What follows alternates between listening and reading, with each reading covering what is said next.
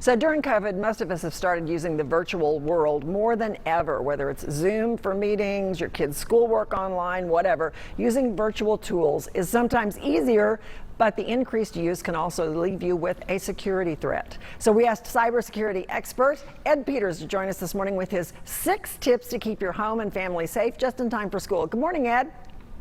Good morning. It's great to see you. Let's start with number 1. You say educate your family. With so much virtual learning and work going on, we're all downloading so much information. You say be careful, explain the precautions. What are they? Always be careful that you're actually being taken to the URL or website you think when you either type in that link you want to go to, or you've actually clicked on something, because many times you can be taken to other links if somebody is trying to launch a threat, and before you know it, you've downloaded some malware. So always be careful that what's being presented to you is what you're actually looking for with the next step in whatever process you're on. Okay, your number 2 step is keep personal info private. You know, I run into this all the time. When you're shopping online, everybody's doing that. How much info do you give? How do you go about being careful? Well, number 1, you should never give anything personal out to anybody or any shopping site, especially online. We don't know who's getting it. We don't know who's tracking it or could intercept it.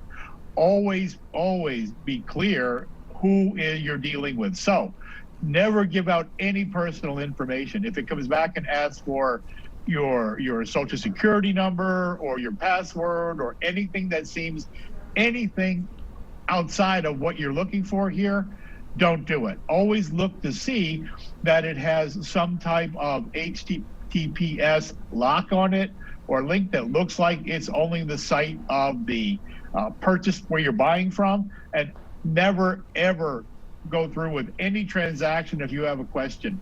You can always simply take the time to call them and verify that this is actually true. Okay, protect your home network is number 3. And there are smart devices on everything now, like new homes have smart devices on the garage doors and all that. How on earth do you protect your home network? Well, number 1, all these devices usually have passwords that are set by the manufacturers. So you have to actually go in and decide, 1, if you're going to let that device have access to your network, you can turn it off. Number 2, if you're going to use it, please at least change the password to something that's a very hard password and unidentifiable.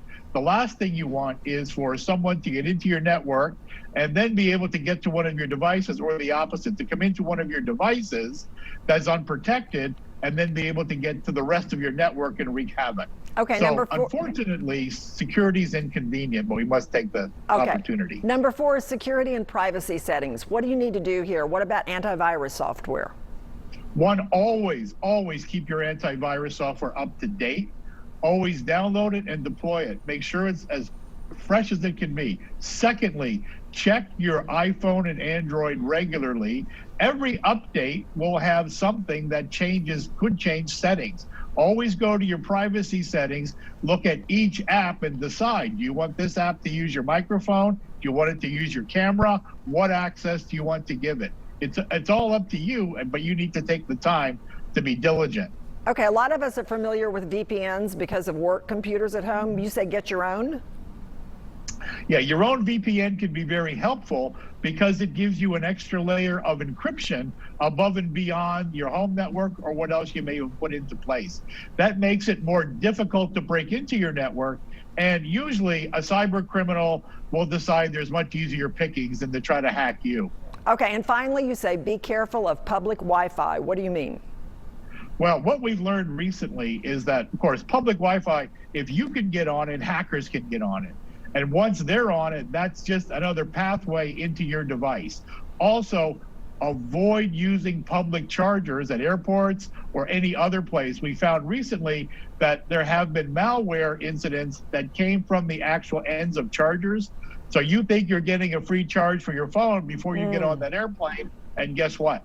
That's just somebody putting some malware on your system waiting for you to connect to your corporate server, in which case they're off to the races. Thank you. Remember, security is inconvenient. Thank you so much for all the information this morning. Great stuff. We're going to post this online, and I'm going to have to go back and listen to everything again very carefully. Thanks so much. Appreciate it, Ed. Have a great day. Thank you.